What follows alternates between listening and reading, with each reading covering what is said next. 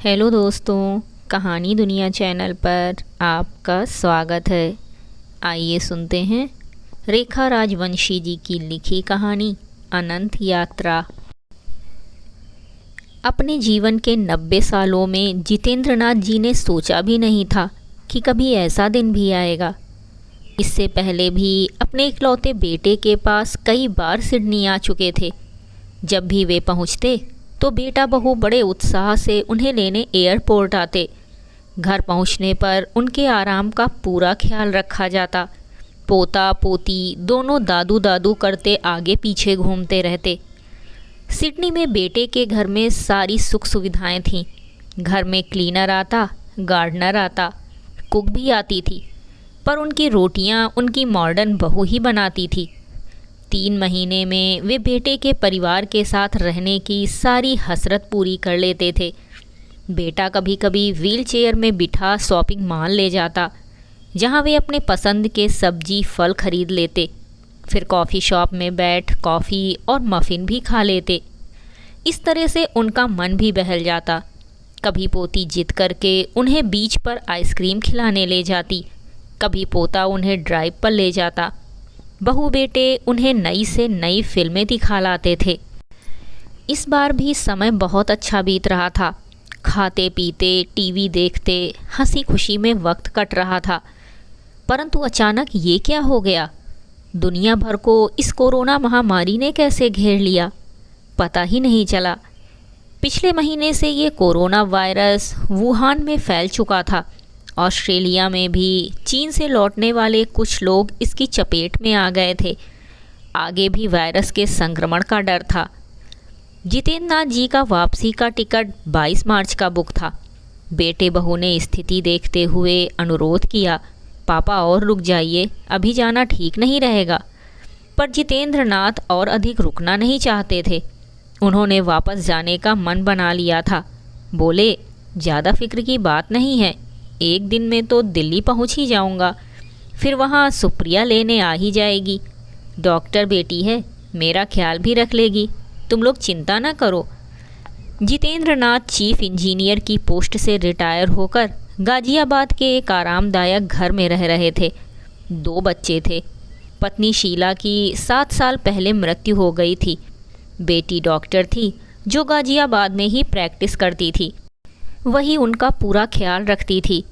उनका वश चलता तो बेटे को ऑस्ट्रेलिया कभी ना आने देते, परंतु उसकी उन्नति में वे आड़े नहीं आना चाहते थे। सबको अपने सपने पूरे करने का अधिकार है आखिर। 22 तारीख को सुबह जब बेटा उन्हें एयरपोर्ट छोड़ने आया तो बहुत चिंतित था। पर जितेंद्र नाथ जी बोले, इतनी चिंता मत करो, शाम को पहुंच ही जाऊंगा। एयर इंडिया की सीधी फ्लाइट थी। बिजनेस क्लास में आराम से बैठ गए। जागते सोते जाने का फ्लाइट शाम 5 बजे दिल्ली पहुंच गई। व्हील चेयर असिस्टेंट समय पर आ गई। पर जब वे बाहर निकले तो सारा माहौल कुछ अजीब लगा। चारों तरफ अफरा तफरी मची हुई थी। एयरपोर्ट पर बहुत भीड़ थी। इतनी सिक्योरिटी पहले कभी नहीं देखी थी। हर ओर लंबी लाइनें थीं। जब वे इमिग्रेशन के काउंटर पर पहुँचे तो पता लगा कि वे घर नहीं जा सकते। सभी यात्रियों को 14 दिन के सोशल आइसोलेशन में रहना होगा। सोशल आइसोलेशन क्यों? ऑस्ट्रेलिया में तो कोरोना वायरस इतना फैला भी नहीं है। उन्होंने अफसर से तर्क करने की कोशिश की, पर कोई कुछ सुनने को तैयार नहीं था। हार कर बेटे को फ़ोन मिलाया, बेटी से बात की। सबने अपनी जान पहचान के ब्यूरोक्रेट्स और राजनीतिज्ञों से संपर्क करने की कोशिश की, पर कुछ हो नहीं पाया। किसी तरह इतना भर हुआ कि 10 घंटे के इंतज़ार, टेस्ट और अन्य औपचारिकताओं के बाद सुबह के 3 बजे निर्णय हुआ कि उन्हें एक 5 स्टार होटल के कमरे में 14 दिन रुकना पड़ेगा। प्राइवेट कार में उन्हें होटल भिजवाया गया। थके हारे जितेंद्र नाथ का भारत आने का सारा उत्साह हवा हो गया। उधर परेशान बेटा बहू, बेटी दामाद सब रात भर जाग कर उन्हें सांत्वना देते रहे। पापा, कुछ हो नहीं पा रहा है, 14 दिन की ही बात है, देखते देखते समय निकल जाएगा, हिम्मत रखिए। होटल पहुंचकर थके हैरान जितेंद्र नाथ सो गए। होटल में उनकी दवाइयाँ, खाना, सबका ख्याल तो रखा जा रहा था। मांगने पर मदद भी उपलब्ध थी। सारा परिवार उनसे फ़ोन पर बात करता रहता था। मनोरंजन के लिए टीवी था। भारत भर में लॉकडाउन की खबरें आ रही थीं। लगता था कि विश्व में जैसे उथल पुथल मच गई थी। 3 दिन तक तो जितेंद्र नाथ ने हिम्मत से काम लिया, फिर वे टूटने लगे। इतना अकेलापन उन्होंने कई दिन से न देखा था, न जिया था। कभी कभी वे ठीक से सो भी ना पाते, रात भर करवटें बदलते रहते। वो भीतर ही भीतर मरने लगे। 90 साल की उम्र में ये दिन भी देखना पड़ेगा, सोचा भी नहीं था। 3,500 रुपये रोज का ये सुविधापूर्ण कमरा काटने लगा। अतीत की गलियों में भटकने लगे।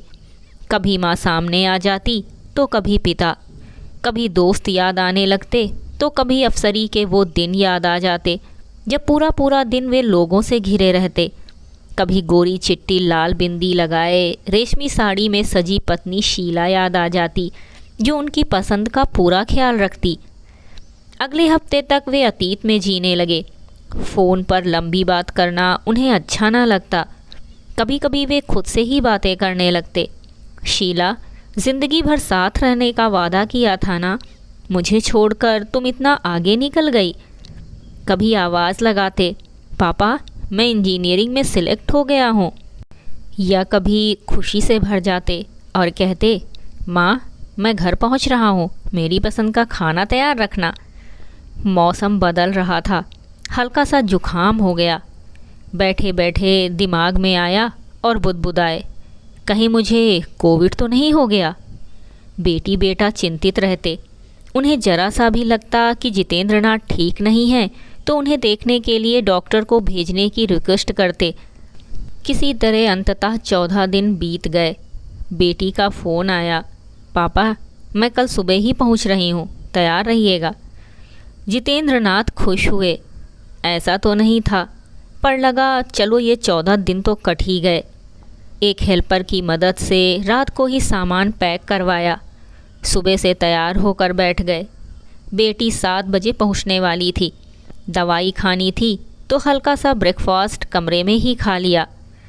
इंतज़ार में कुछ घंटे ऐसे ही बीत गए। वैसे तो कर्फ्यू के चलते किसी को आने जाने की अनुमति नहीं थी, पर बेटी सुप्रिया डॉक्टर थी तो जितेंद्र नाथ की मेडिकल कंडीशन के चलते फ्रंट लाइन वर्कर की तरह उन्हें ड्राइव करने की अनुमति मिल गई। जितेंद्र नाथ जी इंतज़ार में बैठे बैठे हलकान होने लगे। कई बार रिसेप्शन को फ़ोन कर लिया। बेटी को फ़ोन करना नहीं चाहते थे, ड्राइव कर रही होगी। 3 घंटे में सुप्रिया का फ़ोन आया, पापा 12 बजे तक निकलने की अनुमति मिली है तो मैं करीब 2 बजे तक ही पहुंच पाऊंगी। आप चिंता ना करें, प्लीज़ लंच खा लें। बुझे मन से जितेंद्र नाथ जी टीवी लगाकर लेट गए। टीवी पर देख रहे थे कि दिल्ली में काम करने वाले हज़ारों मज़दूर जल्द से जल्द अपने गांव वापस जाना चाहते थे। महानगरों में अनिश्चितता की स्थिति थी। नौकरी पर जा नहीं सकते थे। खाने पीने की सारी दुकानें बंद थीं। पुलिस बाहर निकलने वालों को रोकने का प्रयास कर रही थी। महामारी के बावजूद भी लोग बाहर निकलने की कोशिश कर रहे थे। कुछ लोग स्थिति की गंभीरता से वाकिफ़ नहीं थे, कुछ लोग आदतों से मजबूर थे। भारत में वैसे भी बहुत लोग कानून और कर्फ्यू को सीरियसली नहीं लेते। कुछ को नियम तोड़ना अच्छा लगता था या सोचते थे कि वे तो पुलिस की नज़र से किसी तरह बच ही जाएंगे। पुलिस भी क्या करती, लातों के भूत बातों से नहीं मानते, तो उन्होंने भी सख्ती दिखानी शुरू की। पुलिस वाले नियम तोड़ने वालों को मुर्गा बना रहे थे, उकड़ू चला रहे थे और कुछ डंडे भी बरसा रहे थे। पर परेशानी थी उन मज़दूरों को जो अपने परिवार के पास पहुंच जाना चाहते थे, चाहे कैसे भी, चाहे कितने दिन में। बसें और वाहन चल नहीं रहे थे तो अनेक लोग पैदल ही अपने गांव की ओर चल पड़े। अगर कोरोना से मौत हो भी जाए तो कम से कम वे अपने घर वालों के साथ हों, कोई क्रियाकर्म करने वाला तो हो। पहली बार अपने ही देश में अपने ही लोगों का इतना बड़ा विस्थापन हो रहा था। नन्हे मुन्ने बच्चों को पीठ पर बांधे जाने कितनी महिलाएं और हाथ में गठरी लिए पुरुष घर पहुंचने की साध में दिन रात चलने लगे थे। जितेंद्रनाथ समझ नहीं पा रहे थे कि ये कैसा वक्त आ गया है। उनकी आंखों के सामने भारत और पाकिस्तान के विभाजन का दृश्य घूम गया, जब वे रावलपिंडी में रहते थे और उनके पिता दादा के साथ कपड़े का व्यवसाय चलाते थे। बड़े से घर में जितेंद्रनाथ दादा दादी माँ पिता के साथ रहते थे। बचपन से अब तक कोई परेशानी देखी नहीं थी। हिंदू मुस्लिम सिख सब मिलजुल कर त्यौहार मनाते, एक दूसरे के घर जाते।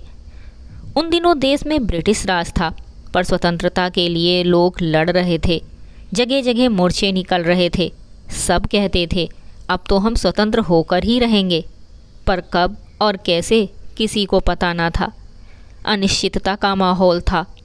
वो दिन जितेंद्रनाथ कैसे भूल सकते हैं, जब वे हमेशा की तरह अपने घर में बेफिक्री की नींद सोए हुए थे कि अचानक सुबह दरवाजे की कुंडी बजने की तेज़ आवाज़ ने पूरे परिवार को उठा दिया। जल्दी बाहर निकलो, जो कुछ ले सकते हो बांध लो, और जान बचानी है तो अभी का अभी निकल चलो। पड़ोस के हरमोहन सिंह कह रहे थे। इससे पहले कि पिता कुछ समझते, दंगाइयों की आवाज़ें आने लगीं। पूरा परिवार जैसे हड़बड़ा गया। 15 मिनट में निकल रहे हैं, साथ चलो तो सुरक्षित रहोगे, कहते हुए हरमोहन सिंह भागकर अपने घर चले गए। माँ ने जल्दी जल्दी जो हो सकता था बांधा। बचपन का आंगन छूट गया। रज़िया और अनवर के साथ खेले खेल पीछे छूट गए। आम और अमरूद के पेड़ वहीं रह गए। जितेंद्रनाथ को अच्छी तरह याद है कि कैसे वे रज़िया को आखिरी बार देखना चाहते थे और उसी हसरत में गली में कुछ मिनट के लिए रुक गए थे कि अचानक उनकी बाईं बाह पर किसी ने लाठी से वार किया। वे तड़प के रह गए। इससे पहले कि देख पाते, दर्द महसूस करते, पिता लगभग खींचते हुए वहाँ से उन्हें भगा ले गए। कंधे पर सामान लादे पूरा परिवार, दादा दादी माँ पिता और जितेंद्रनाथ भारत जाने वाली भीड़ का हिस्सा बन गए। 2 दिन चलने के बाद लारी मिल गई और उसमें बैठाकर उन्हें शरणार्थी कैंप में पहुंचा दिया गया। रोज़ लोगों के जत्थे कैंप में आते। अपना घर आंगन व्यवसाय दोस्त परिवार सब छोड़कर जान बचाने की खातिर भागकर कैंप पहुँचे लोग। सब टूटे थे, दुखी थे, गरीब थे। किसी को लूट लिया गया था, किसी के भाई या पिता का बड़ी बेरहमी से कत्ल कर दिया गया था, किसी की बीवी या बहन की अस्मिता लूट ली गई थी। जितेंद्रनाथ के परिवार की किस्मत अच्छी थी कि जल्द ही उन्हें सुरक्षित दिल्ली पहुंचा दिया गया। कुछ दिन लाल किले में लगे शरणार्थी कैंप में रहना पड़ा। बाद में रहने को अमर कॉलोनी में 2 कमरों का घर भी मिल गया। कड़ी मेहनत से पिता ने लाजपत नगर में कपड़े की दुकान खोली। अपना पेट काट कर उन्हें इंजीनियरिंग की शिक्षा दिलाई। अतीत की गलियों में भटकते हुए जितेंद्रनाथ का मन अचानक विक्षुब्ध हो गया। इतने दिन बाद उन्हें अपनी बाईं बाह में बेपनाह दर्द होने लगा जैसे बाह पर नहीं दिल पर लाठी पड़ी हो। पुलिस वाले आखिर लाठी मार ही क्यों कर रहे हैं? ऐसा कैसे हो सकता है? लोग पैदल चलकर कब घर पहुंचेंगे? सरकार को कर्फ्यू लगाने के पहले सार्वजनिक परिवहन ट्रेन बस आदि का इंतज़ाम करना चाहिए था। जितेंद्रनाथ जी ने लगभग 1 सदी जी ली थी। वे घर गाड़ी बेटा बेटी सब कुछ होते हुए भी आज अकेले थे। दोस्त तो अधिकतर धीरे धीरे भगवान को प्यारे हो चुके थे।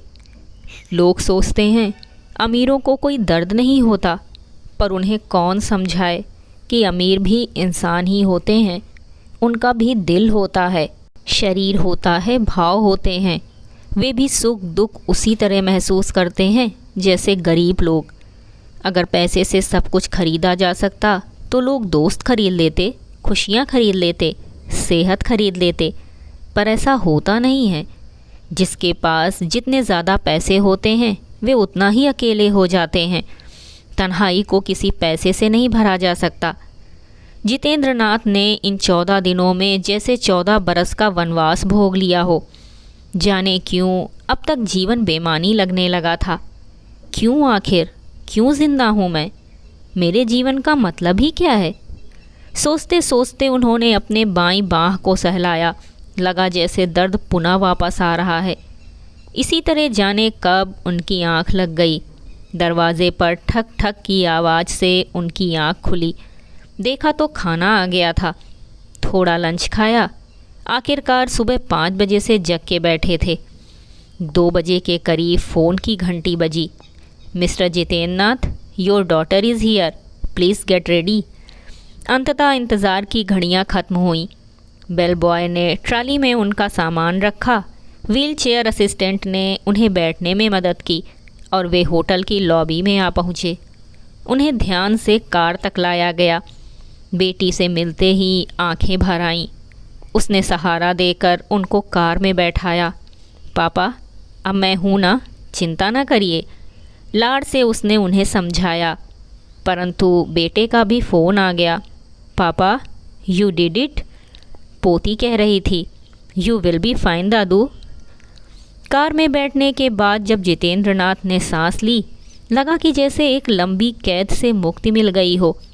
कार की सीट में धंसे हुए सड़क पर लगे पेड़ और नीले आसमान को देखकर आज अरसे बाद उन्हें बहुत अच्छा लगा।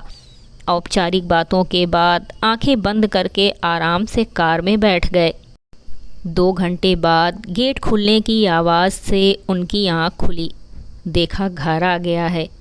Home, sweet home. वॉचमैन ने आकर उन्हें सलाम ठोका। गार्डन में लगे गुलाब और बेले की महक उनकी सांसों में अमृत की तरह भर गई। लॉन में लगी नरम मुलायम हरी घास पर दौड़ने का मन हो आया। उन्हें याद आया कि शीला और उन्होंने बड़े दिल से कोठी बनाई थी और माली की सहायता से शीला ने क्यारियों में एक एक पौधा बड़ी लगन से बोया था। अचानक उन्हें लगा कि शीला उन्हें बुला रही है। देख क्या रहे हैं, अंदर आइए ना। उनके चेहरे पर भी मुस्कुराहट आ गई। गाड़ी पोर्टिको में रुकी। माली, कुक और नौकर ने आकर उन्हें नमस्ते किया। उनकी मदद से बेटी ने ध्यान से जितेंद्र नाथ को उतारा। इतनी देर में दरवाज़ा खोलकर आते पिता की आवाज़ आई। जीतू, आ गया बेटा, ठीक है ना। जितेंद्र नाथ जी को लगा कि वे एक छोटे बच्चे की तरह दौड़कर पिता की गोदी में चढ़ जाएं। बेटी ने अंदर ले जाकर सजे धजे ड्राइंग रूम की आरामदायक कुर्सी पर उन्हें बैठाया तो लगा जैसे मौत और ज़िंदगी के बीच का फासला तय कर आए हों। और फिर ज़िंदगी का भरोसा भी क्या, सिर्फ सांस बंद होने और शरीर ठंडा होने के बीच की स्थिति ही तो है मौत। वैसे भी दुनिया भर में हज़ारों लोग रोज़ इस वायरस से मर रहे हैं। ज़िंदगी और मौत पर किसी का नियंत्रण ही नहीं है। कुर्सी पर बैठे तो उनकी नज़र फिर मुस्कुराती हुई शीला की फ़ोटो पर पड़ी। उन्हें याद आया कि कभी शीला के चेहरे पर सिकन नहीं देखी। आदमी और औरत में यही फ़र्क है। थोड़े से कष्ट में ही आदमी परेशान हो जाता है, पर औरत दुनिया भर के गम सीने में दबाए हुए भी ऊपर से मुस्कुराती रहती है। तभी दूसरी तरफ दीवार पर टंगी फ़ोटो में माँ दिखी। मुस्कुराती हुई माँ जैसे उनके पास आई। बेटा, थक गया है ना, आ लेट, चल तेरा सर दबा दूँ। और उनके माथे को सहलाने लगी। जितेंद्र नाथ माँ के आंचल में सर रखकर मुस्कुराने लगे और जाने कब उन्हें नींद आ गई। सुप्रिया ने पिता का सर सोफे पर एक तरफ लुढ़कते देखा तो भागी आई। पापा, डैड, आप ठीक हैं ना? देखिए, आपको कुछ नहीं होगा, मैं हूँ ना आपके पास, सब ठीक हो जाएगा। कहते हुए उसने उनकी धड़कन टटोलने की कोशिश की, उन्हें हिलाया, CPR देने की कोशिश की, पर जितेंद्र नाथ वहाँ कहाँ थे। जाने कब वे ज़िंदगी और मौत के बीच का फासला तय कर चुके थे।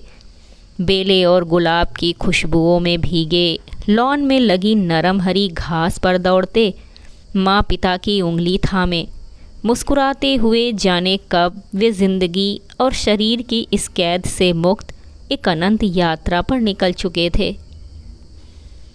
अभी आप सुन रहे थे रेखा राजवंशी जी की लिखी कहानी अनंत यात्रा।